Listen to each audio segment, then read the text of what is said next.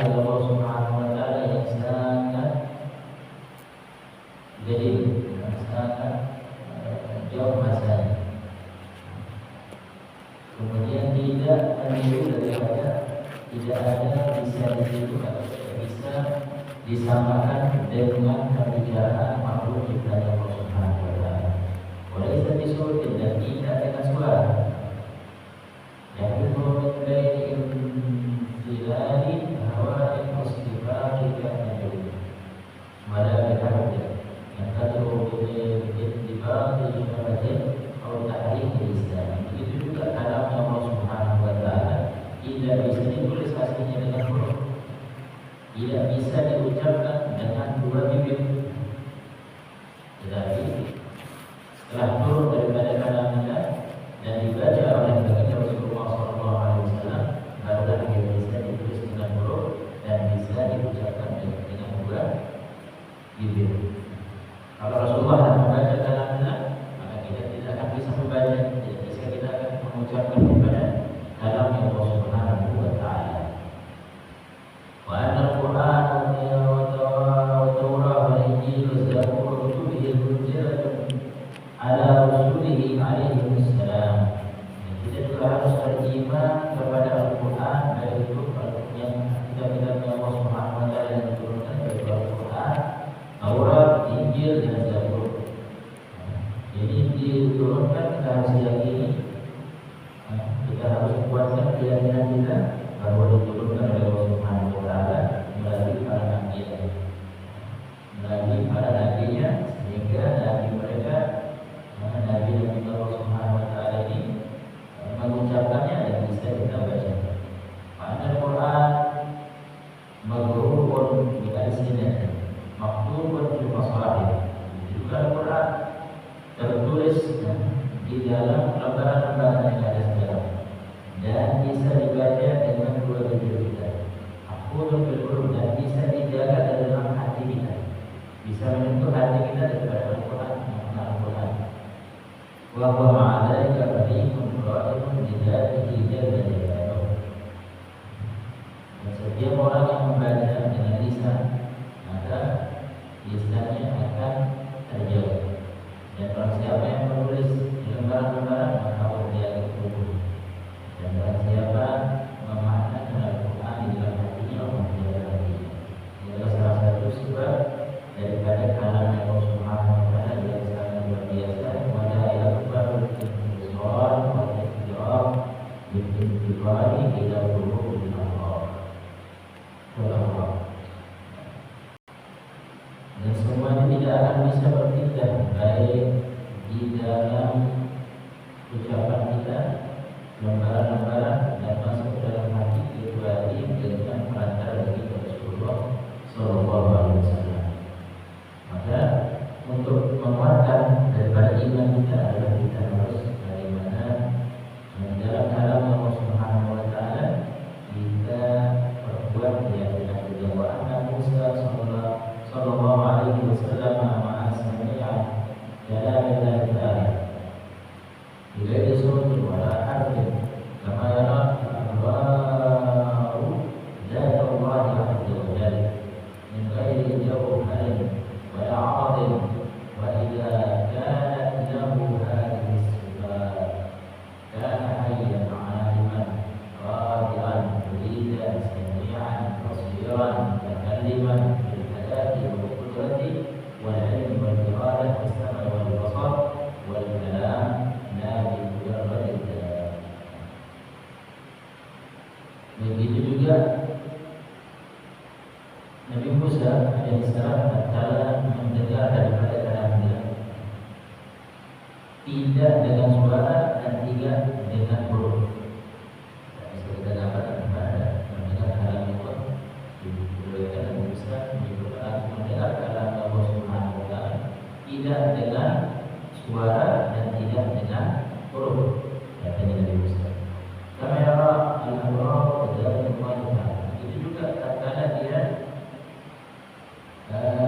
melihat zat Allah Subhanahu wa taala. Dalam riwayat Nabi Musa mengatakan tidak bisa digambarkan seperti bentuk benda baik itu permata atau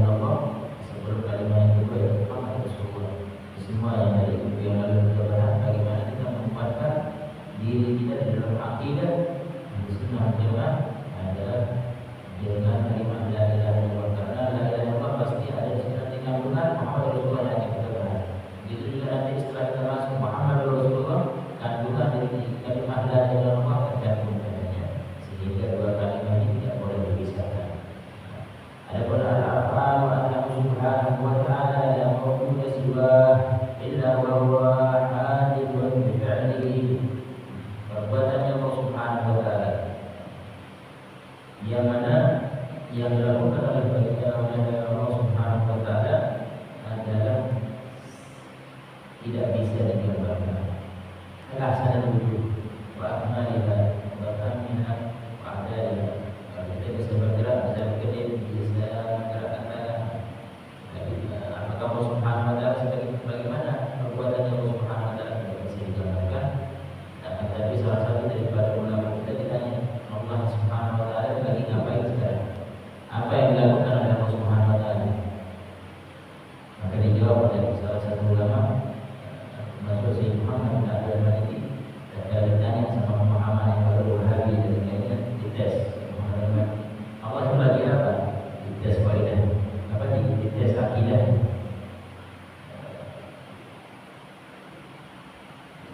Bisa jawab pada kebetulan yang jawab di mana surat salawat. Akhirnya dijawab inna Allaha wa malaikatahu yusalluna 'alan nabi ya ayyuhalladzina amanu shallu 'alaihi wa sallimu taslima. Maka dijawab dengan ayat Al-Qur'an. Kalau kita ditanya apa lagi apa, itu sudah ayat itu. Karena yusalluna ini adalah fi'il mudhari bukan fi'il madhi. Kalau dia pakai fi'il madhi, maka terhadap Allah sudah bersalawat kepada Nabi Rasulullah SAW. Salat, ya salat, yusallu. Kalau dia pakai salat, inna Allah wa malaikatahu yusalluna 'alan nabi. Kalau dia salat, dia terhadap tidak bersalawat lagi, tapi yusalluna pakai fi'il mudhari. Mana dalam kaidah fi'il mudhari adalah terus menerus. Allah subhanahu wa ta'ala dari diciptakannya alam semesta. Dan kalau Allah subhanahu wa ta'ala diciptakan nurnya dari Muhammad, maka di situ Allah terus bersolawat sampai akhir. Terus bersolawat kepada Nabi Rasulullah sallallahu alaihi wasallam. Wa annahu hakimun fi af'alihi adilun fi aqdiyatihi wa la yuqasu 'anhu. Ini di dalam bab bagaimana kita menguatkan kalimat la ilaha illallah. La ilaha illallah, tatkala kita beriman kepada Allah Subhanahu wa taala, mengambil daripada makna yang terakhir dari kalimat la ilaha illallah, tiada Tuhan yang pantas disembah kecuali Allah Subhanahu wa taala. Maka kita harus meyakini perbuatan Allah Subhanahu wa taala, bahwa Allah Subhanahu wa taala terus menerus menurunkan rahmat, salawat kepada baginda Rasulullah SAW, kepada umatnya baginda Rasulullah SAW. Wa annahu mutawassilun bil khalq, bahwa apapun yang kita bisa lakukan bukan seperti itu yang dilakukan oleh Allah Subhanahu wa taala. Bertaklif la a'budu bi adad, tidak ada kewajiban bagi Allah Subhanahu wa taala, tidak dituntut dengan kewajiban. Falahul faslu wal ihsanu wan ni'matu wal imtinan, yang mana Allah Subhanahu wa taala hanya memiliki kekuasaan dan kebaikan dan kenikmatan. Ini adalah yang dibuat oleh Allah Subhanahu wa taala, dilakukan oleh Allah Subhanahu wa taala. Kebaikan, kekuasaan, kenikmatan. Jika qadiran ala an yusibba ala ibadihi anwa'an adab. Begitu juga Allah Subhanahu wa taala mampu menghadap daripada ciptaan, menguji daripada ciptaan. Segala sesuatu yang kita lakukan, jadi gambaran kasarnya, gambaran di dalam perbuatannya Allah Subhanahu wa taala. Tidak bisa kita katakan semua yang kita lakukan menggerakkan Allah menggerakkan, tapi yang menguasai daripada gerakan kita adalah Allah Subhanahu wa taala. Maka itu adalah perbuatan dari Allah Subhanahu wa taala, keinginan, kudrah dari Allah Subhanahu wa taala, kemauannya Allah Subhanahu wa taala. Baik itu ada, baik itu nikmat, itu semua yang mengontrolnya adalah Allah Subhanahu wa taala.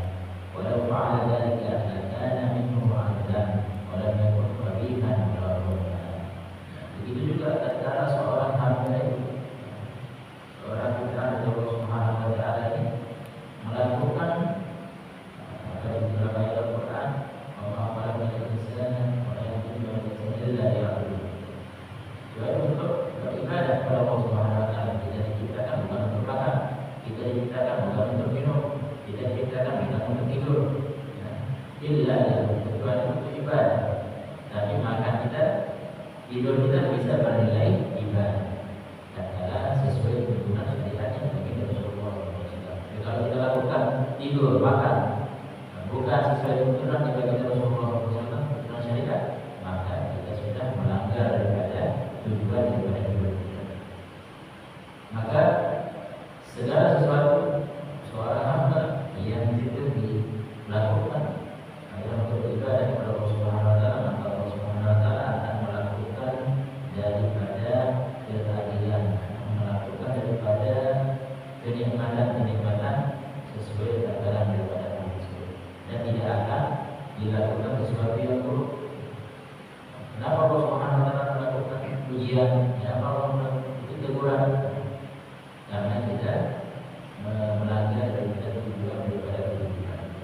Wa annahu azza wa jalla yudibu ibadahu ala ta'at bi hukmil karam wal du'a.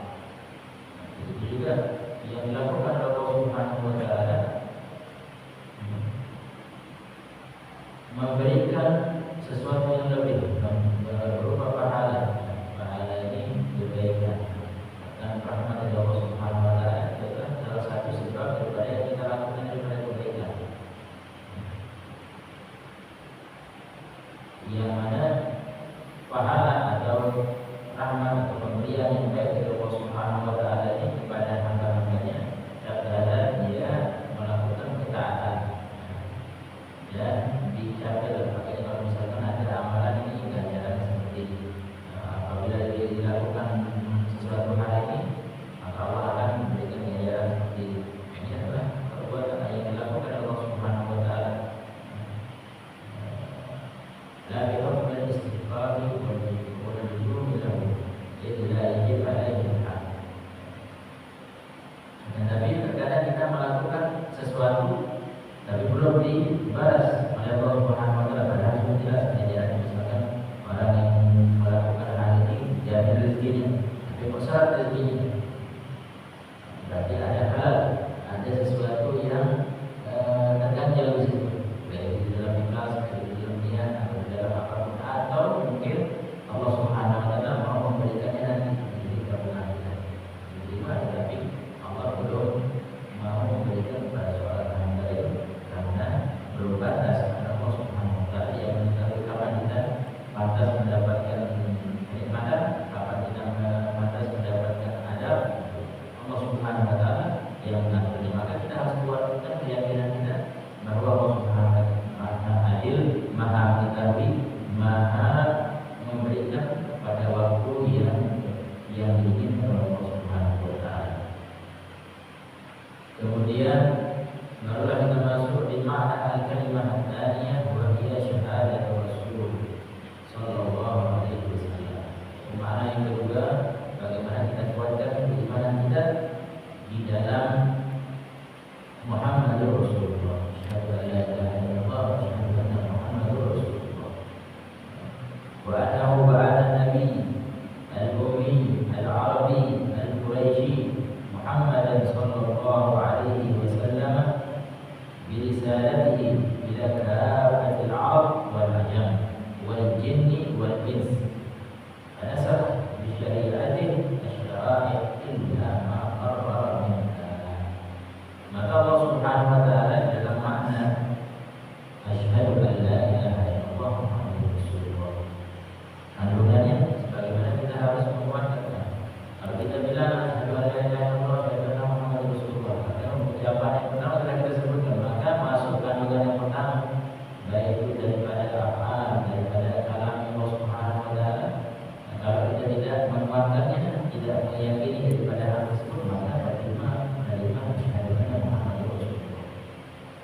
Dari sini disebutkan bahwa Allah Subhanahu wa taala mengutus Nabi Muhammad yang dari pada Arab, dari kaum Quraisy, yang mana tujuan diutusnya adalah untuk semua kalangan, bukan khusus untuk orang Arab, bukan khusus untuk orang Ajam, tapi semua makhluk dari Allah Subhanahu wa taala.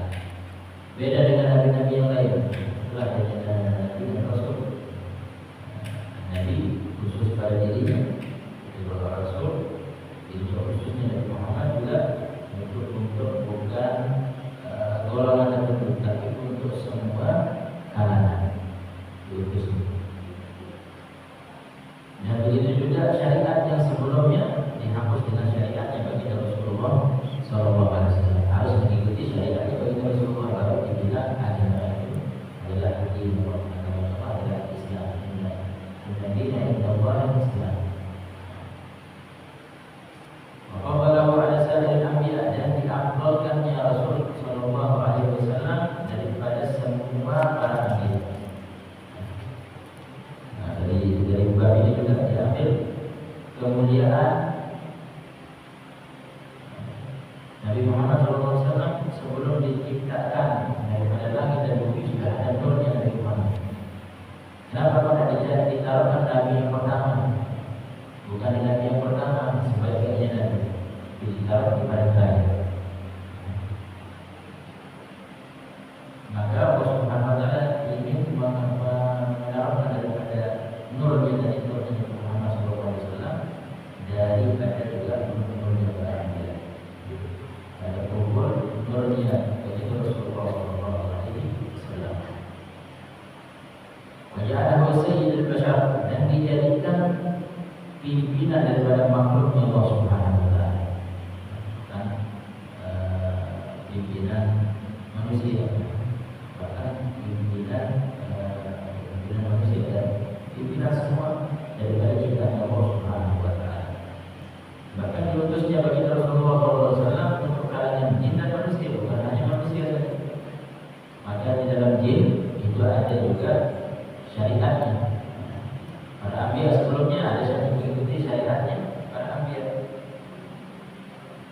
Ada agama jin, bisa tidur, bisa makan, jin juga seperti itu, sama seperti manusia.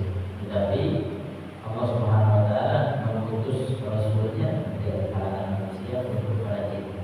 Ada nabi dari jin dan akan nabi diciptakan dia ikut syariatnya, syariat para anbiya setiap zaman.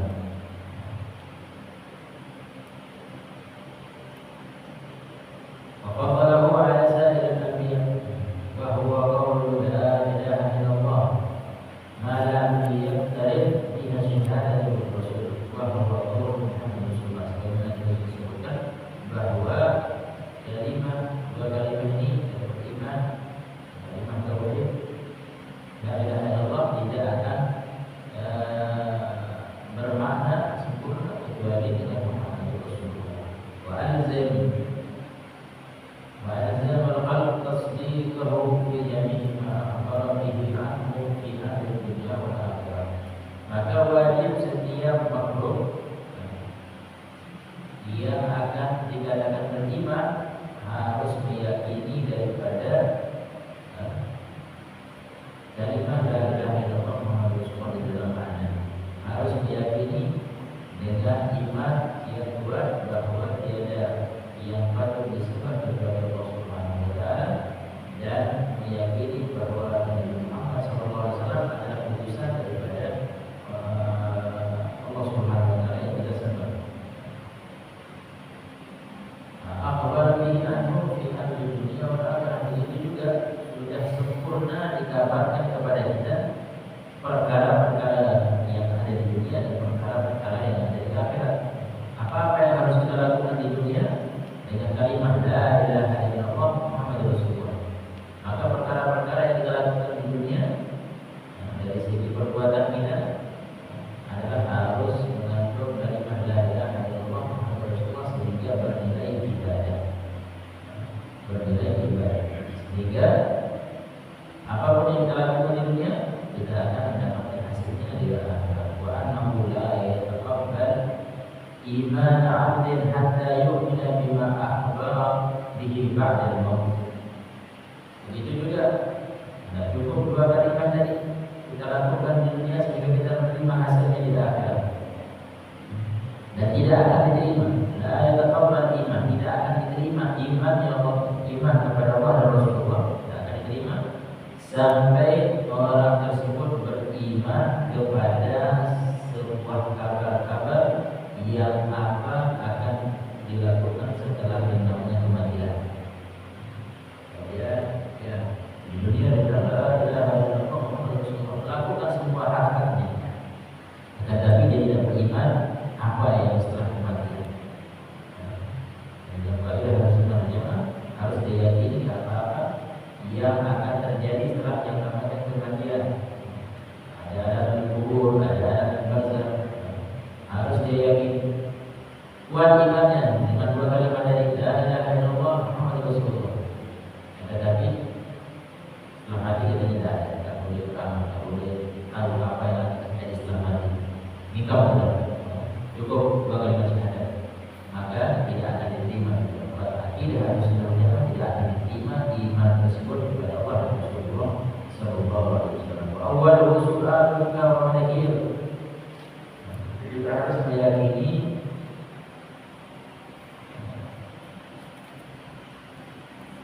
jadi makna Muhammad Rasulullah kandungannya sebagaimana la ilaha illallah. Cuma ditambah di sini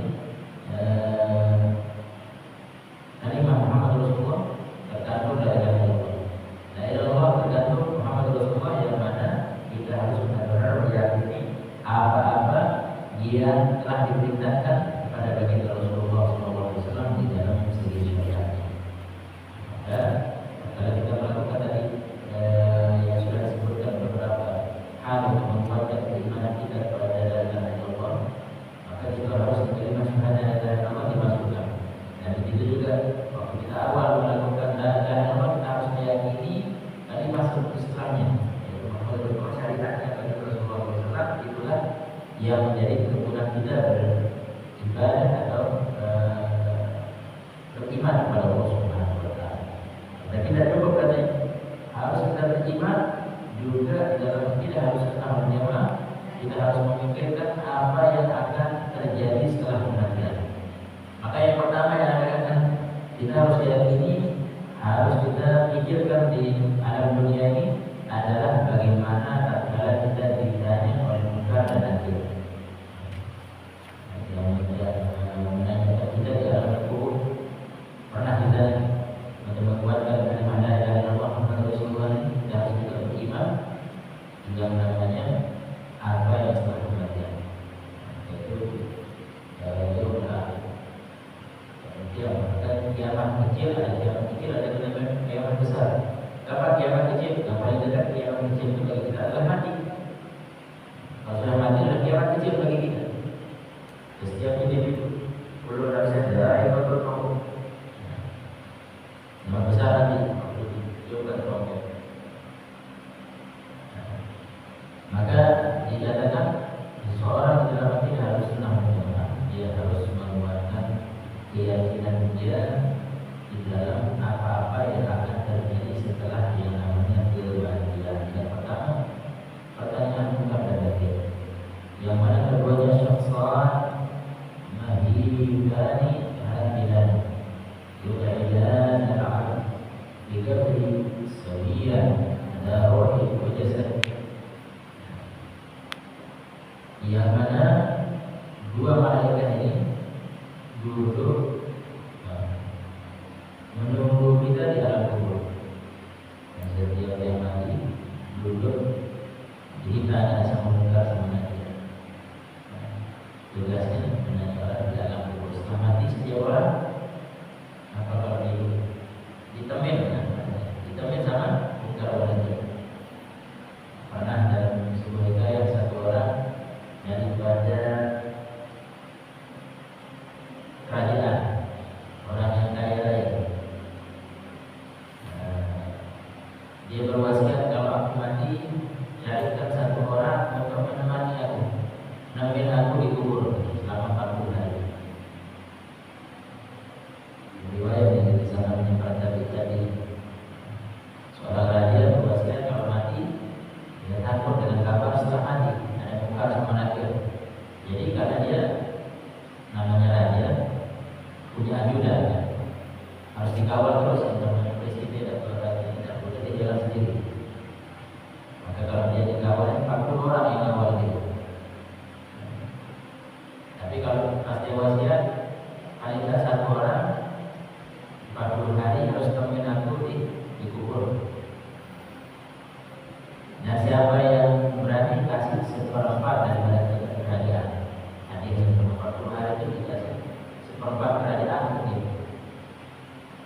Ditanya siapa yang mampu? Ada satu orang miskin, yang mana kehidupannya cuma cari kayu bakar saja.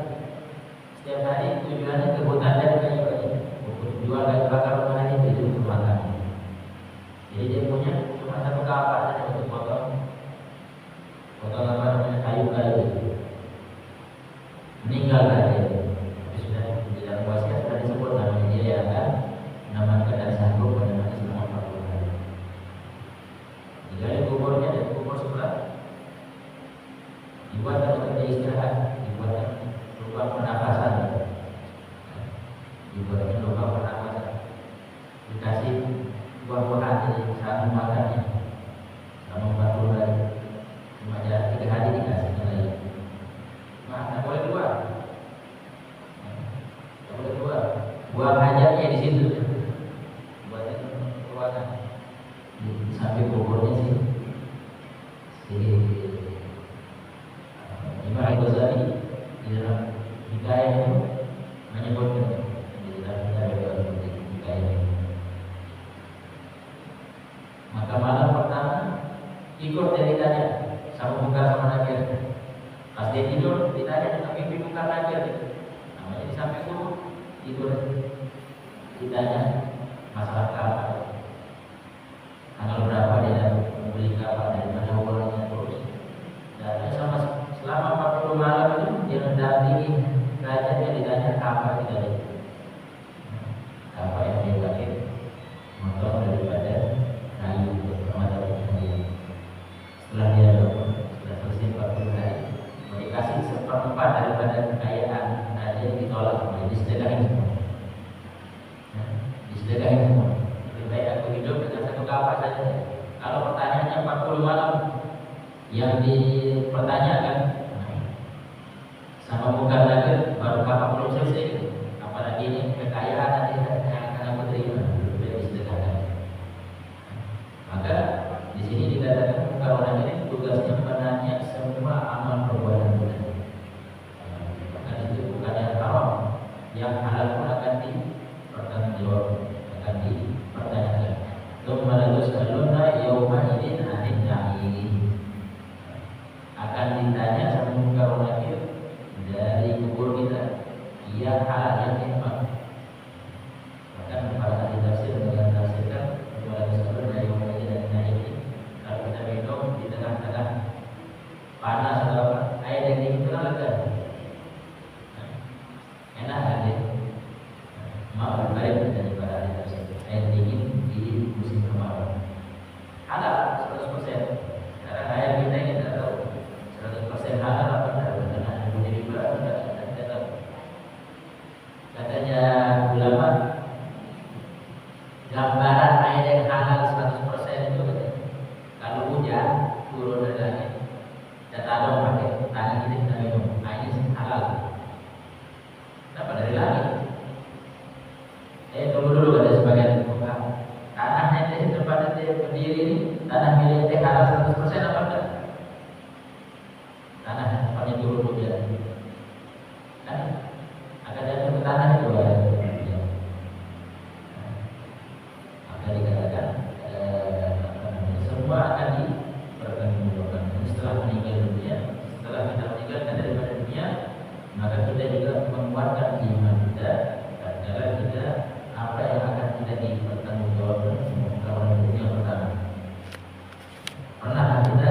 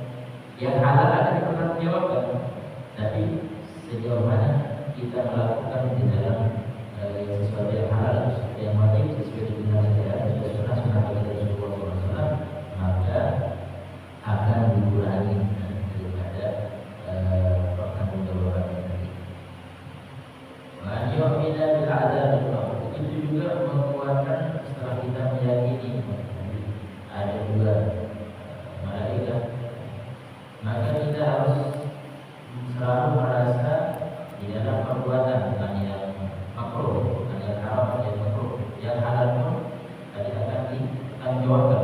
Harus selalu merasa bahwa ini ada. Maka kita harus yakini bahwa ada yang namanya azabul qabr. Setelah kita yakini ada dua malaikat, apa yang akan dilakukan sama dua malaikat ini kalau kita melakukan sesuatu yang haram? Akan dicampur itu. Akan mulai ada azabul qabr. Dibuat kita tak tenang. Setiap pertanyaan, misalkan kayak dari apa? Hari pertama kamu lakukan untuk apa saja? Ada dilakukan pilihan haram, potong anu orang, pohon orang yang dipotong, cambuk. Jadi setiap waktunya selama bertahun-tahun dilakukan dengan apa itu setiap hari dilakukan. Ini baru dikubur, bukan ada berakhirat, masih ada alam kubur. Ada alam kubur, sudah ada dikubur, belum ada di akhirat. Kalau ada kubur ini apa namanya 50-50, 50%. Mirip dengan dunia, 50% mirip dengan akhirat. Tidak bisa disama dengan dunia dan sama dengan akhirat. Maka ada di alam akhirat asyad lebih tidak bisa digambarkan dengan dunia maupun dikubur. Sangat pelik. Wa annahu haqqun wa hikmatun wa 'adlun 'ala jasadi wa ruhi 'ala ma yasha. Dia berhak, diberikan hak oleh Allah Subhanahu wa taala dan diberikan haknya tadi, baik itu di dalam mengadab, baik itu di dalam memberikan kenikmatan. Dua malaikat ini diberikan hak oleh Allah Subhanahu wa taala, diberikan wewenang untuk memberikan kita nikmat di kubur atau memberikan kita adab di kubur. Terserah saudara dari Allah Subhanahu wa taala. Dan mereka melakukan sesuai dengan keadilan. Sesuai, tidak bisa bohong kita. Oh enggak, saya lakukan untuk yang itu, bukan itu, tidak bisa. Karena jasa kita yang akan menjadi saksi. Apa yang kita lakukan dengan tangan akan berbicara tangan kita, bukan mulut yang berbicara. Apa yang kita lakukan dengan mulut, mulut yang menjawab. Apa yang kita lakukan dengan mata, mata yang menjawab. Karena itu semua di dalam roh, sudah Allah Subhanahu wa taala meletakkan daripada jasa kita di dalam jasa kita ada roh, dan roh ini yang menjadi saksi. Wa an yu'mina bil mizan dil kifataini wal lisan sifatuhu fil irami mithlu tibaq as-samawati wal ardh. Begitu juga setelah ada malaikat, dua malaikat, dia ada yang dilakukan dengan dua malaikat ini berupa nikmat dan adab di dalam kubur. Kita juga harus memikirkan setelahnya. Kalau itu di dalam kubur seperti itu terus, seumur hidup kita akan panjang umur ya, dipanjang ya, di apa namanya, ditanya sesuai panjang umurnya. Makanya di sebuah hadis yang Rasulullah bagi mentala umruhu wa hasuna amaluhu. Beruntung orang yang panjang umur, juga di mentala umruhu. Beruntung bagi orang yang panjang umurnya dan baik amal perbuatannya. Panjang umur tapi buruk perbuatannya, itu sia-sia. Panjang umur tapi tak ada taatan, tak ada ketaatan, semua maasi. 100 tahun kemudian semua maksiat kepada Allah Subhanahu wa taala. Wah, kalau akhirnya ada terus. Maka apa yang akan terjadi setelah yang namanya alam kubur? Kita juga harus memikirkan setelahnya. Itu kan tidak nanti. Intinya alam kubur ini sebagian ulama memberikan gambaran kepada kita. Kita kalau sudah nyatat atau buat nota apa itu, dicek ulang apa bahasanya, dicek ulang apa bahasanya, kontrol, check up, apa ada, check rekapan, direkam di program direkam. Tapi tidak ada, kalau semua tidak ada salah direkam. Ini alamat kubur ini alam rekapan yang malaikat. Di alam juga tadi. Ini yang salah, ini yang salah. Seperti tadi, ini yang benar. Direkam ulang alamat kubur. Baru dia masuk yang namanya alam mizan. Jadi dikatakan di dalam akidah Ahlussunnah wal Jamaah, kita harus membuat imannya setelah direkaman tadi di alam kubur. Allah Subhanahu wa taala menciptakan yang namanya mizan, timbangan. Timbangan perbuatan buruk dan perbuatan baik. Yang mana mizan ini memiliki sifat, kalau kita sifatkan mizan Allah Subhanahu wa taala ini seperti 7 lapis bumi, langit dan bumi. 7 lapis langit dan bumi itu besar mizan Allah Subhanahu wa taala. Bisa kita ukur? Ada yang pernah ukur 7 lapis langit, 7 lapis bumi? Itu untuk satu orang. Itu untuk amal satu umatnya Rasulullah SAW.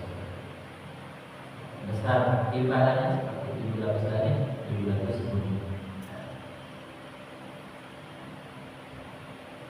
Tuzanu fihi al-a'mal bi qudratillah ta'ala. Disitulah ditimbang amal perbuatan manusia. Maka orang yang mau memperkuatkan daripada menimah la ilaha illallah Muhammadur Rasulullah-nya, maka dia harus diyakini bagaimana setelah yang namanya kematian alam kubur, di situ ada mizan, daripada perbuatan baik buruk kita akan ditimbang oleh Allah Subhanahu wa taala. Masan yawma idin mataqilu tarwa wal qadran tahqiqan nama bil adl. Jadi apa gunanya Allah Subhanahu wa taala ciptakan? Jadi dan ini tidak bisa digambarkan. Cuma gambaran yang digambarkan oleh Rasulullah SAW di dalam riwayat-riwayat. Untuk kita bisa sedikit memahami apa yang akan terjadi setelah kematian dalam kita. Setelah tadi alam kubur, alam rekaman amal kita, maka masuk timbangan. Timbangan yang mana tidak akan tertinggal masuk timbangan walaupun kebaikan yang kecil masuk dalam timbangan. Ada istilah kecil kutuban. Kalau kita habis apa namanya apa kayak kemarin Idul Adha, ini tertimbang masih ada yang potongan-potongan kecil tidak masuk timbangan kecil tulang tidak. Ini amal yang sebelahnya kebaikan dan keburukan tidak ada sekecil apapun yang tertinggal daripada timbangan tersebut. Mayaman mitqala dzarratin khairan yarah. Segala sesuatu kebaikan walaupun kecil. Misalkan cuma senyum sama satu orang, orang itu senang dengan senyuman kita, bahagia, maka itu juga masuk timbangan. Begitu juga sesuatu keburukan. Maka untuk berpuasa tadi la ilaha illallah Muhammadur Rasulullah, kita harus meyakini bahwa semua kebaikan kita akan masuk timbangan tersebut. Setiap kita buat keburukan, ini memberatkan keburukan kita. Nah, dengan kita memikirkan itu di alam dunia, ada sebagian ulama dengan kebaikan masuk timbangan kita lupakan, seolah-olah akan masuk timbangan. Itu dia mau masuk timbangan yang buruk, melakukan seperti yang buruk, dia sesali keburukan tersebut. Dengan penyesalan keburukan tadi itu mengurangi timbangan tadi. Masuk di timbangan kebaikan. Sesuatu yang buruk, tak lagi diingat itu adalah kesalahan, maka sedikit mengurangi timbangan keburukan tadi. Jadi juga kebaikan, ada kebaikan tapi diingat terus, oh saya buat kebaikan, itu mengurangi timbangan dia masuk ke kebaikan, masuk dari keburukan, masuk dari kepada sesuatu yang buruk, mengurangi timbangan yang buruk.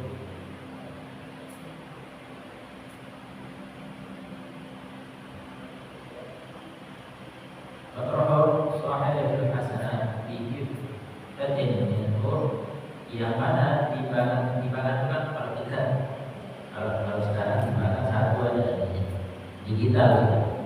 Nah, kalau timbangan yang itu yang digambarkan ya, timbangan yang dulu kiri kanan, yang mana dikatakan soal berhasanah, kebaikan-kebaikan tidak bisa.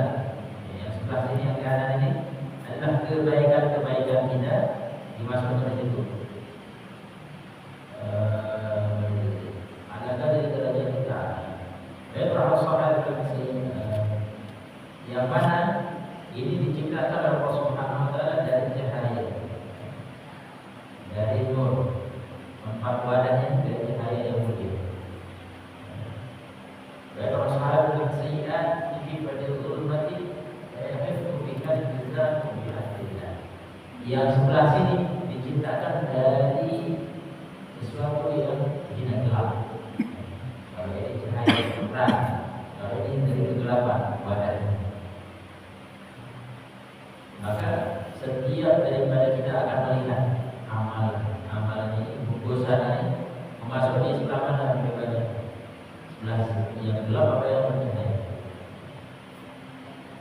Maka tatkala kita memikirkan di alam dunia, di alam tabungan kita itu nanti ya kan ada orang yang suka kenapa kita dalam akidah harus menolak tidak kita melupakan daripada kebaikan kita dan mengingat daripada keburukan kita. Kenapa? Karena orang yang mengingat selalu mengingat kebaikannya bisa saja itu menghapus daripada kebaikannya. Orang yang mengingat daripada keburukannya pasti dia akan cepat untuk menuntut taubat. Tapi kalau dia lupa dengan keburukannya, sesuatu yang buruk dia lupa masih sudah bermasa tapi lupa, tak ada yang teruskan. Kapan dia akan bertaubat? Kapan dia akan mengurangi timbangan daripada keburukannya? Tak ada berbuat. Kalau dia ingat dia mengakui dia salah beristighfar, juga innal hasanat yudhibna sayyi'at. Begitu juga amal yang baik, tetapi dia ingat sehingga akan menjadi buruk, maka akan menyebabkan timbangan keburukan. Hal baik. Wa anna yu'min bis-surati wa huwa haqqun. Baru setelah dia tahu mana yang berat, mana yang ringan, baru dia disuruh, untuk melewati siratal mustaqim. Ini harus kita pikirkan sehingga kuat iman kita dalam kalimat la ilaha illallah Muhammadur Rasulullah. Pernah kita memikirkan bagaimana akan terjadi nanti waktu kita akan melewati siratal mustaqim. Memang umatnya Rasulullah ini sudah, masya Allah, Rasulullah sudah pulang kepada umatnya, akan dibantu oleh baginda Rasulullah SAW. Tapi apa yang kita perbuat daripada hal-hal tersebut untuk memudahkan bantuan daripada baginda Rasulullah SAW. Dunia kita harus menghidupkan syariatnya baginda Rasulullah SAW dalam kehidupan kita. Kalau kita lupa dengan syariatnya Rasulullah dalam kehidupan kita, gimana kita mau dapat bantuan syariatnya Rasulullah? Tidak mungkin. Orang yang harus beriman bagaimana dia harus memikirkan cara akan melewati siratal mustaqim setelah dia tahu timbangannya. Lalu situ akan ada, kalau misalkan dia sama-sama 50-50, 50%, mungkin saja nanti dengan sesuatu yang kecil, kecintaan yang kecil saja, yang kuat, selalu ingat Rasulullah dalam amal ini, itu yang membuat bantuan dari baginda Rasulullah SAW. Bahwa isrun mamdudun ala fitnin minanna, yang mana siratal mustaqim ini di bawahnya neraka jahanam.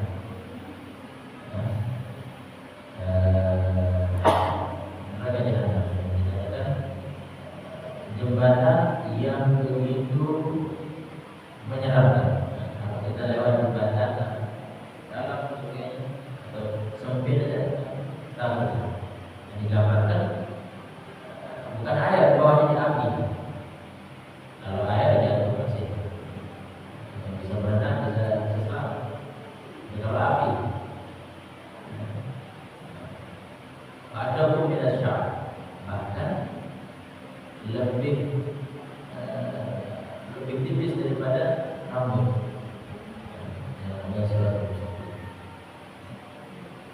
Kalau dia kecil gini, di sini jurang, mikir kita mau lewat. Kalau dia tidak jurang, cuma kecil ya, jembatan, tidak jadi masalah. Tapi kalau dia jurang, pasti beda rasanya. Beda rasanya kita mau lewat. Kalau dia lebar, walaupun lebar, dalam ngeri mau lihat. Nah, begitulah Allah Subhanahu wa taala ceritakan yang namanya shiratal mustaqim. Kita selalu baca dalam salat ihdinas shiratal mustaqim. Kita minta pertolongan. Nah, kalau kita mengucapkan ihdinas shiratal mustaqim dalam salat, kita bagikan itu bahwa di dalam salat kita juga salat. Maka ini memudahkan apabila kita melewati salat. Tapi kalau kita tidak jalan, ihdinas shiratal mustaqim terucap kita tidak ada pemikiran kita kapan kita akan mendapat shiratal mustaqim di dalam salat kita di dalam. Maka di zaman Ahlu Sunnah wal Jamaah ini bagaimana kita selalu mengingat hal tersebut. Ihdinas shiratal mustaqim. Allah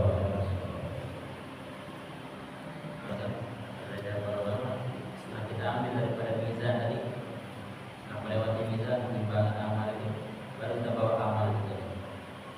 Kalau dia lebih berat,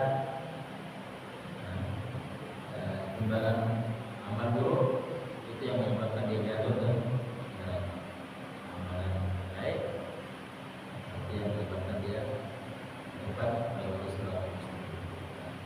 Jadi amalan tersebut adalah berupa rahmat ridho dari Allah Subhanahu wa taala. Artinya amalan baik bisa masuk ke buruk dan ada salahnya. Amalan baik masuknya ke buruk dia. Makanya orang masuk surga itu bukan dengan amal baiknya. Amal baik maksudnya apa? Ya, di dunia kelihatan amal baik, tapi di sisi Allah Subhanahu wa taala buruk. Sholat, kalau dia niatkan sholat untuk dipandang sama orang, bukan menjadi amalan yang diterima oleh Allah Subhanahu wa taala, maksudnya mampu. Maka seperti yang diceritakan orang yang ditimbang amalnya, dia bilang bagaimana amal masuk ke neraka karena amal betul. Lagi disuruh timbang katanya.